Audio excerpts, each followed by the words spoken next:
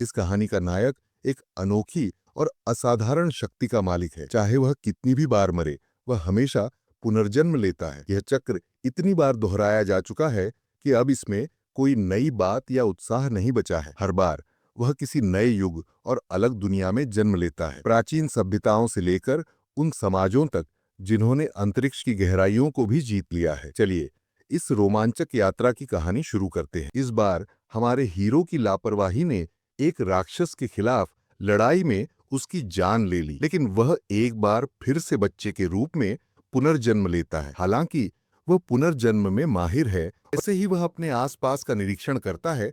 कमरे के फर्नीचर और सजावट को देखकर उसे यकीन होता है कि यह जगह मध्य युग की लग रही है। अपनी पिछली जिंदगियों के अनुभव से वह समझ जाता है कि यह धरती नहीं है, जिससे उसे शक होता है कि शायद यह एक फैंटेसी दुनिया है। हालांकि व्यक्तिगत रूप से उसे साईफाई दुनिया ज्यादा पसंद आई थी। वे साफ सुथरी, उच्च तकनीक वाली और कई सुविधाओं से भरी हुई थी। लेकिन इस बार अपने वर्तमान माहौल को देखते हुए वह कम से कम इस बात से खुश है कि उसका जन्म गरीब परिवार में नहीं हुआ। यहाँ तक कि उनके पास नौकरानियां भी हैं, जिससे उसे लगता है कि यह एक साधारण ऊपरी वर्ग का परिवार होगा। लेकिन सबसे बड़ी बात यह है कि वह इस बात से बेहद खुश है कि उसकी माँ एक बेहद सुंदर महिला है। वह हर बार उसकी ममता भरी चुंबन का पूरा आनंद ले रहा है। हालांकि उसकी भाषा अजनबी है, फिर भी वह शब्दों के बिना एक चीज समझ सकता है। जब वह उसे अपनी गोद में लेती है तो गिराने के डर से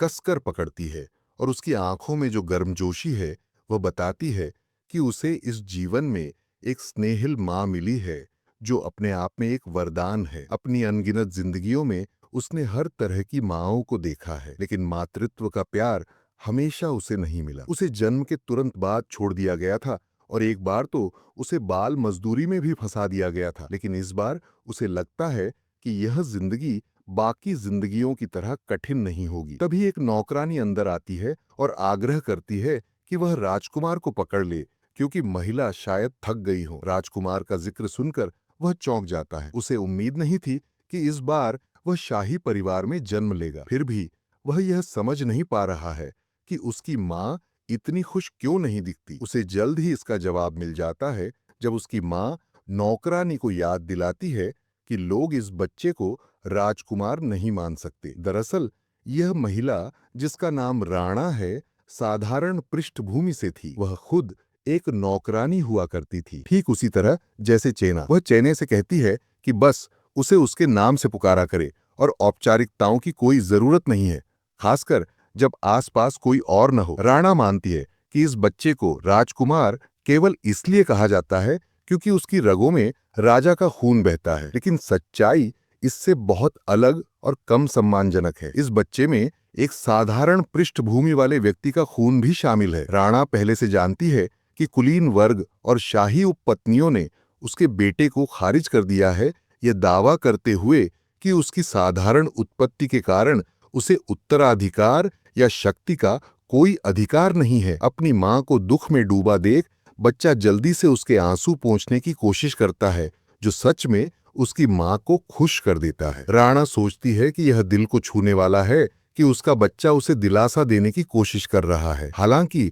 नौकरानी इसे सिर्फ एक शिशु की सामान्य हरकतें मानती है। वैसे इस जीवन में हमारे नायक का नाम एल है, और हमें यकीन है कि वह सच में अपनी माँ को सांत्वना देने की कोशिश कर रहा था। व्यक्तिगत रूप से एल को कोई परवाह नहीं है कि उसके पास उत्तराधिकार का अधिकार नहीं है या वफादार अनुयायी नहीं है। वास्तव में उसे इससे खुशी है। पर्दे के पीछे रहना मतलब शक्तिशाली कुलीन वर्ग उसे नजरअंदाज कर देंगे, जिससे वह शाही परिवार के बाकी लोगों के लिए लगभग अदृश्य बन जाएगा। यह स्थिति उसे बिल्कुल सही लगती है। वह एक बेफिक्र राजकुमार की जिंदगी जीने के लिए तैयार है, जहां उसे किसी भी चीज की चिंता न हो। उसकी अंतःप्रेरणा उसे बताती है कि उसकी यह 100 पहली जिंदगी अद्भुत होने वाली है।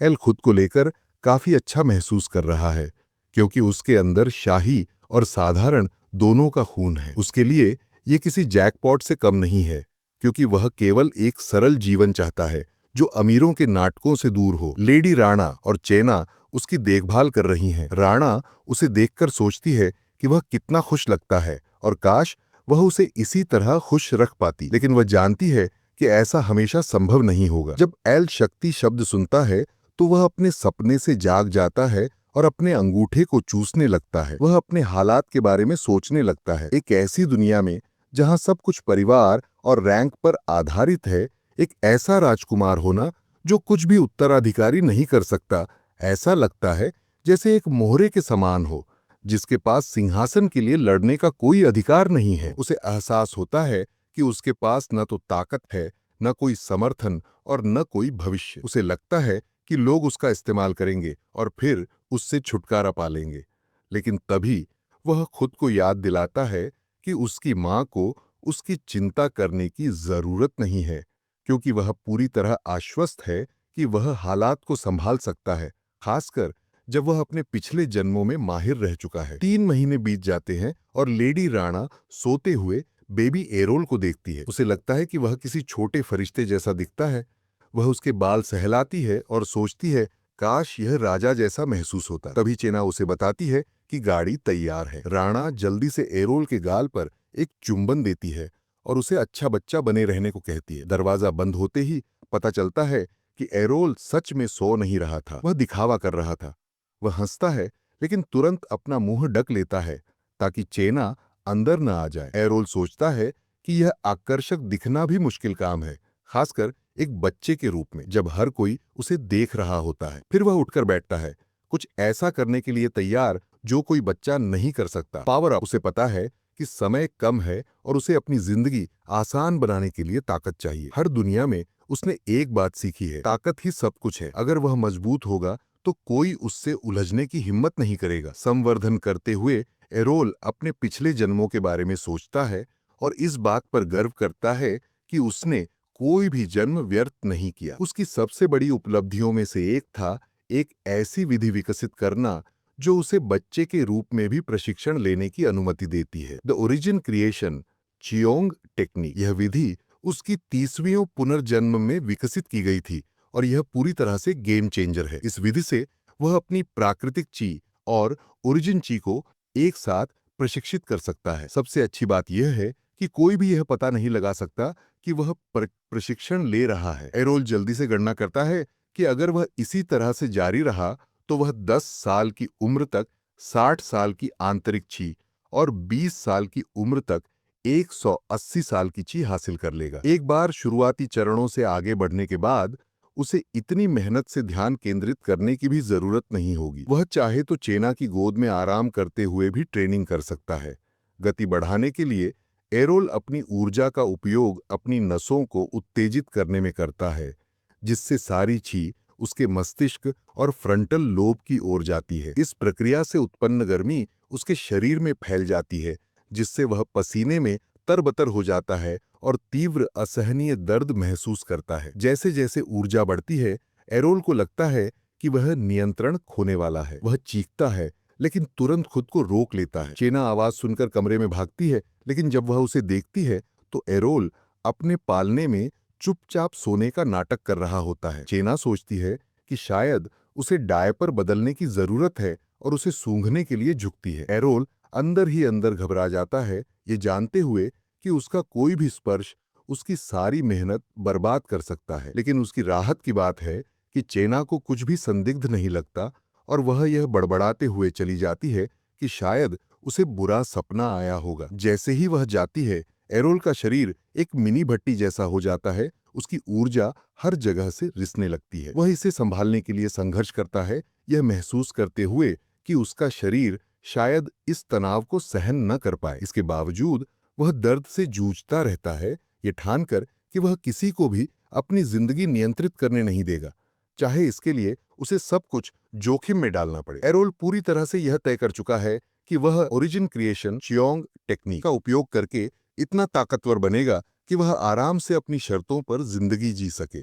एरोल खुद को संभालता है, लेकिन तभी उसके मुंह से एक और चीख निकल जाती है जो इतनी तेज होती है कि दरवाजे के बाहर खड़ी चेना सुन लेती है। चेना घबराकर कमरे में दौड़ती है, यह सोचकर कि कुछ भयंकर हुआ होगा। वह देखती है कि एरोल पसीने से तरबतर है, लेकिन फिर भी शांति से सोने का नाटक कर रहा है। चेना सोचती है कि उसे अतिरिक्त देखभाल की जरूरत हो सकती है और वह जड़ी बूटियों से स्नान तैयार करने के लिए दौड़ जाती है। जैसे ही चेना बाहर जाती है, एरोल खुशी से उठ खड़ा होता है क्योंकि उसे लगता है कि उसकी मेहनत रंग ला रही है। जब चेना लौटती है तो वह उसे गोद में उठाती है और उसकी ताकत के लिए उसकी तारीफ करती है, उसे मजबूत बच्चा कहती है। एरोल बस मुस्कुराता है, खुश इस बात से कि उसकी मना संवर्धन तकनीक ने उसे किसी भी असामान्य चीज का खुलासा करने से बचा लिया। एरोल के शरीर में उसकी यह तकनीक लगातार ऊर्जा को अवशोषित करती रहती है। भले ही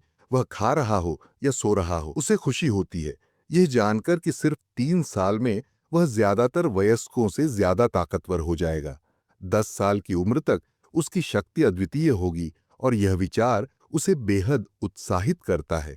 जैसे ही चेना उसे गोद में लेती है, वह ऊपर से आती एक अजीब आवाज सुनती है, लेकिन एरोल के खुश चेहरे को देखकर वह उस पर ध्यान नहीं देती। इस बीच एरोल अपने भविष्य की कल्पना करने लगता है, शक्तिशाली, सम्मानित और एक राजा जैसा जीवन जीने का। वह उस भविष्य के आने का बेसब्री से इंतजार कर रहा है। 5 महीने ही हुए हैं जब एरोल का जन्म हुआ, लेकिन उसकी मना अवशोषण तकनीक की बदौलत उसकी शारीरिक शक्ति और आंतरिक ऊर्जा किसी भी उम्र के बच्चे से कहीं आगे है। जब वह जमीन पर रेंगता है तो वह खुद को और आगे बढ़ाने से नहीं रुकता, यह जानते हुए कि वह जल्द ही सबको पीछे छोड़ देगा। जैसे ही वह अपने प्रशिक्षण पर ध्यान केंद्रित करता है, लेडी राणा कमरे में आती है और उसे कालीन से उठाकर गोद में ले लेती है। वह उसके लिए एक खिलौना लाती है जिसकी एरोल को उम्मीद नहीं थी। कुछ पल के लिए उसका ध्यान उस खिलौने पर टिक जाता है। जब वह झिझकता है तो राणा के चेहरे पर निराशा देख एरोल जल्दी से खिलौने के साथ खेलने का नाटक करता है। अंदर से वह खुद पर शर्मिंदगी महसूस करता है, लेकिन लेडी राणा और चेना उसकी खुशी देखकर हंसती है। वे उसकी तारीफ करती हैं, उसे सुंदर और परफेक्ट कहती हैं। एरोल को ये तारीफें गुप्त रूप से पसंद आती हैं, लेकिन वह जानता है कि यह ज्यादातर उसकी माँ की सुंदरता की वजह से है। फिर भी वह इन मजेदार पलों को अपनाने का फैसला करता है, ये जानते हुए कि यह समय हमेशा के लिए नहीं रहेगा। अचानक एरोल नाराजगी दिखाता है और चेना समझ नहीं पाती कि वह क्या चाहता है। असल में वह सिर्फ खाना चाहता था। आखिरकार चेना सही अनुमान लगाती है और उसे दूध देती है। दूध पीते समय एरोल सुनता है कि वयस्क पैसे की चर्चा कर रहे हैं। वे बात करते हैं कि घर के लिए धनराशि कम पड़ रही है। एरोल को एक राजकुमार के रूप में उचित आहार की जरूरत है, लेकिन पर्याप्त पैसे नहीं है। इस साल हवेली के बजट में भारी कटौती की गई है और एक बच्चे की परवरिश करना भी मुश्किल हो रहा है। यह एक शाही परिवार के लिए असामान्य बात है। एरोल पहले भी नौकरानियों को यह बात करते हुए सुन चुका है। वे कहते हैं कि उसकी माँ लेडी राणा को बाकी सबके लिए पैसा बचाने के लिए खुद कम खाना पड़ेगा। अगर वह ऐसा नहीं करती तो कोई भी इस मौसम में जिंदा नहीं रह पाएगा। एरोल को विश्वास नहीं होता और उसे लगता है कि यह मजाक होगा, लेकिन उसकी माँ सकारात्मक बनी रहती है। वह कहती है कि अगर वह जिंदा नहीं भी रहती तो भी यह कोई मायने नहीं रखता, बशर्ते बाकी लोग बच जाएं। यह सुनकर एरोल को गुस्सा आता है। वह सोचता है कि वे उसकी माँ के साथ ऐसा बर्ताव कैसे कर सकते हैं। वह शक्तिशाली या कुलीनों की नजरों में महत्वपूर्ण नहीं है, लेकिन वह उसकी माँ है। भले ही उसने एक राजकुमार को जन्म दिया हो, उनके पास न तो कोई असली रुतबा है और न ही कोई सुरक्षा। एरोल अब समझने लगता है कि क्यों उसकी माँ हमेशा गाड़ी में बाहर जाती है। वह राजा से मिलने की कोशिश कर रही है, लेकिन ऐसा लगता है कि वह बार बार असफल हो रही है। एरोल सोचता है कि यह क्रूर है।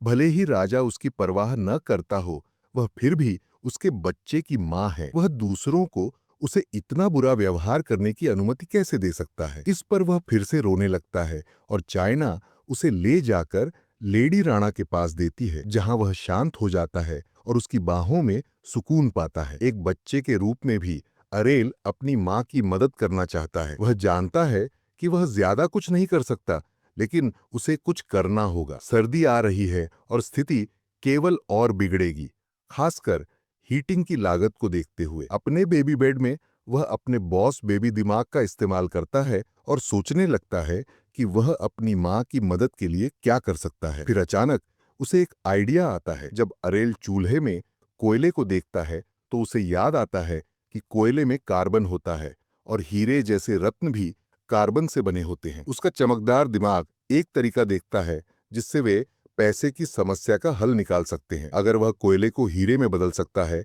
तो वह सब कुछ बदल सकता है। हालांकि उसे इस काम को शुरू करने के लिए बिस्तर से कूदने की बेताबी है। वह जानता है कि उसका छोटा बच्चा शरीर अभी इसके लिए मजबूत नहीं है। इसके बजाय वह खुद को सुरक्षित रूप से बाहर निकालने के लिए अपनी मना का उपयोग करने का फैसला करता है। कोई और नहीं जानता कि कोयला इतना उपयोगी हो सकता है, लेकिन अरेल के लिए यह खजाना मिलने जैसा है। इसलिए वह तुरंत अपनी आत्म संवेदना को एक ओर धकेलकर काम में जुट जाता है। जब घर के बाकी लोग सो रहे होते हैं, अरेल अपनी मना पर ध्यान केंद्रित करता है। उसे गर्मी के साथ मिलाकर कोयले पर दबाव डालता है। वह उसे संकुचित करने के लिए अपनी पूरी ऊर्जा झोंक देता है और खुद को जारी रखने के लिए मंत्रों का पुनरावृत्ति करता है। यह प्रक्रिया कठिन है और दबाव अरेल को पीछे धकेलता है, लेकिन वह ध्यान केंद्रित रहता है और हार मानने से इनकार करता है। वह सोचता है कि उसकी मां की खुशी उसके द्वारा बनाए गए इस उपहार को देखकर कितनी बड़ी होगी। जैसे ही वह अपनी मां के बारे में सोचता है, अचानक एक ऊर्जा का विस्फोट होता है और चिमनी से धुआं उड़ने लगता है। अरेल चूल्हे के पास जाता है, गड़बड़ी में खुदाई करता है और आखिरकार उसे मिल जाता है एक चमकदार हीरा जो उसने अपनी शक्ति से बनाया था। हीरे की सुंदरता उसे अवाक कर देती है। अब उसे बस यह पता करना है कि वह इसे अपनी मां को कैसे दे सकता है बिना उसे शक हुए। संतुष्ट होकर वह सुबह तक आराम करता है और जब चाइना उसे अगले दिन देखती है तो वह हैरान रह जाती है कि अरेल अपने बिस्तर से बाहर घूम रहा है और उसे राख और कालिख में सना हुआ है। वह उसे उठाती है और उलझन में पूछती है कि उसने यह कैसे किया। वह मानती है कि वह शायद पूरी रात खेल रहा होगा, लेकिन कमरे में फैली गड़बड़ी से उसे रुकने पर मजबूर कर देती है। फर्श, चूल्हा और कालीन सभी गंदे हैं और चाइना सोचती है कि क्या यह घर हमेशा इतना अराजक था या रात में कुछ अजीब हुआ है। वह अपने बेटे से कहती है कि फर्श को न छुए, लेकिन वह उसे बिल्कुल भी परवाह नहीं करता। वह जल्दी से एक योजना बनाता है और रत्न को अपने मुंह में डाल लेता है। चाइना को उसके मुंह में कुछ अजीब सा दिखाई देता है और वह उससे कहती है कि वह इसे थूक दे। वह उसके गालों को चिमटती है और एक हीरा बाहर गिरता है। वह बहुत हैरान हो जाती है और पूछती है कि यह उसे कहां से मिला और क्या यह फर्श से आया है। चाइना, जो महल के खजाने की देखभाल करती है, कहती है कि कुछ भी गायब नहीं हुआ है और हीरा सूचीबद्ध भी नहीं है। तो वह अरेल को गले लगा लेती है, ये कहते हुए कि ऐसा लगता है कि उसने इसे उसे देने के लिए बनाया था। अरेल मुस्कुराता है और सहमत होता है, ये सोचते हुए कि शायद उसकी मां को यह पसंद आएगा। कुछ समय बाद महल में बग्घियां आती हैं जो रत्न के कारण खाली रसोई के भंडारण को खाने का सामान और लकड़ी से भर देती है। अब उनके पास 5 साल का राशन है। लेडी राणा चिंतित होती है कि यह हीरा किसका हो सकता है, लेकिन चाइना उन्हें आश्वस्त करती है कि यह ठीक है क्योंकि महल लगभग 100 सालों तक बंद पड़ा था, इससे पहले कि लेडी राणा ने इसका संचालन संभाला। वह यह भी जोड़ती है कि यह एक आशीर्वाद हो सकता है जो राजकुमार अरेल के लिए भेजा गया हो।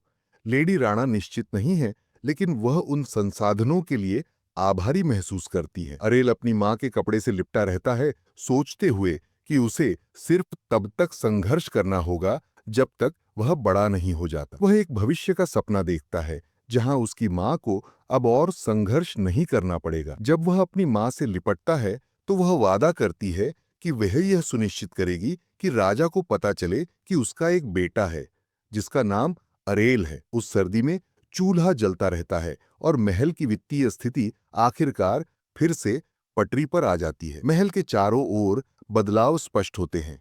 एक दिन जब लेडी राणा खाना खा रही होती है तो वह देखती है कि भोजन उनके लिए बहुत ज्यादा है और वह नौकरों के बारे में पूछती है। चाइना उन्हें आश्वस्त करती है कि सब कुछ ठीक है क्योंकि ऐना, जिन्होंने पहले नौकरी छोड़ दी थी, अब वापस आ गई है और नौकरों के साथ अब अच्छा व्यवहार किया जा रहा है। लेकिन राजकुमार अरेल के लिए सबसे महत्वपूर्ण बात यह है कि उसकी मां अब उदास नहीं लग रही है। जब वह उसे देखता है तो वह सोचता है कि उसकी मां सबसे खूबसूरत तब लगती है जब वह मुस्कुराती है। भले ही यह सबसे ठंडी सर्दी हो, लेकिन उसे यह गर्मी महसूस होती है क्योंकि चीजें स्थिर हो गई हैं और उसकी माँ खुश है। 1 साल बीत जाता है और चाइना और लेडी राणा व्यस्त होती हैं यह तय करने में कि राजकुमार अरेल के लिए आगे क्या किया जाए। वे उसे कई कपड़े पहनने के लिए कहते हैं और फिर एक शानदार पहनावा चुनते हैं। अरेल समझ नहीं पाता कि वे उसके कपड़ों को लेकर इतनी बड़ी बात क्यों बना रहे हैं। थका हुआ महसूस करते हुए वह फर्श पर लेट जाता है और चिड़चिड़ा होकर रोने लगता है, जिससे उसकी माँ और चाइना दोनों हैरान हो जाती हैं। चाइना जल्दी से समझ जाती है कि उसे आराम की जरूरत है और उसे उसके बिस्तर में सुला देती है। अगले एपिसोड के लिए चैनल को सब्सक्राइब करें।